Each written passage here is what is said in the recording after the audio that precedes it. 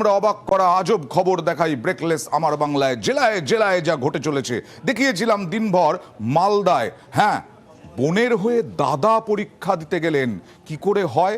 এ তো আজব ব্যাপার, নজিরবিহীন ঘটনায়। কি বলেছিলেন সেই দাদা, দেখুন। কলেজের স্টুডেন্ট, মানিকচক কলেজের স্টুডেন্ট। কার হয়ে পরীক্ষা দিতে এসেছিলেন? বোনের হয়ে। কি নাম বলে? পুষ্পা চৌধুরী। কোন কলেজে সিট করেছে? চাঁচল কলেজে। কেন করতে হলো এটা? কি করলে? মানে অসুস্থ কারণে আমি করেছি, তাই আমি করেছি। কি করেছো? মানে এক্সামটা দিয়েছি ওর হয়ে যাবে। অ্যাডমিট কার্ড জাল করেছো? মানে ছবি বসিয়েছিলাম। দুজনের টাইটেল আলাদা, তাই পুলিশেরও সন্দেহ হচ্ছিল, ওখানকার কর্তৃপক্ষের সন্দেহ হচ্ছিল, আমাদেরও সন্দেহ হচ্ছিল। তারপরে জানা গেল হবু বউয়ের হয়ে পরীক্ষা দিতে চলে গেছেন। অ্যাডমিট কার্ড হবু বউয়ের, আর এদিকে তিনি পরীক্ষা দিতে চলে গেলেন।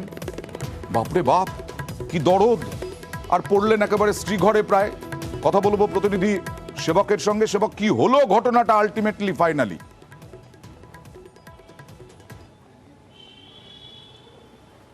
দেখো, বলতে গেলে কেঁচো খুঁড়তে কেউটে বেরিয়ে আসার মতো ঘটনা। কেন? আমরা দেখছিলাম যে চাঁচল কলেজে সিট পড়েছিল মানিকচক কলেজের, আর সেখানে এক ভুয়ো পরীক্ষার্থী প্রথমে ধরা পড়লো যে নিজেকে আসল পরীক্ষার্থী বলে দাবি করেছিল। পরে দেখা গেল যে আসল পরীক্ষার্থীর মহিলা, সে ছাত্রী, তার জায়গায় নিজের ছবি বসিয়ে পরীক্ষা কেন্দ্রে চলে এসেছিলেন। ধরা পড়লেন, প্রথমে অস্বীকার করছিলেন, পরে বিশ্ববিদ্যালয় কনফার্ম করার পরে কলেজ কর্তৃপক্ষ তাকে ধরে ফেললো। এরপর তিনি বললেন হ্যাঁ তিনি ভুয়ো পরীক্ষার্থী, কিন্তু বোনের হয়ে পরীক্ষা দিতে এসছেন, বোন অসুস্থ। কিন্তু পদবি যে মিলছে না, এখানে একটা সন্দেহ হচ্ছিল। পুলিশও সন্দেহের মধ্যে পড়ে, আর আমাদের ক্যামেরাতেও বোন বলে দাবি করেছিল পরীক্ষার্থীকে। এরপর আমরা খোঁজ করতে করতে পৌঁছে যাই এই ছাত্রীর বাবার কাছে। তারপরে যা পেলাম, জানা গেল যে এই যুবক যে ভুয়ো পরীক্ষার্থী, সে আসলে হবু স্বামী।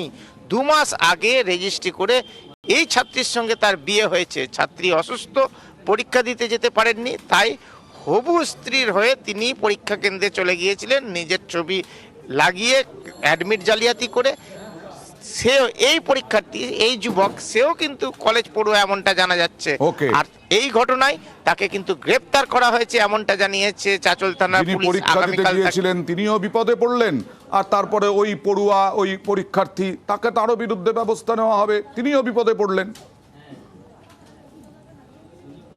শুরুতেই তখন দেখা যায় যে অ্যাটেন্ডেন্স রেজিস্টারে একটা ছোট্ট একটা ছবি, সেখানে একটা মেয়ের ছবি আছে, এবং আমি যা ইনভিজিলেটরদের কাছ থেকে শুনেছি, অ্যাডমিট কার্ডে দেখা যাচ্ছে একটা ছেলের ছবি। সঙ্গে সঙ্গেই মানে 1 সেকেন্ডও দেরি না করে আমি কন্ট্রোলার অফিসকে জানাই।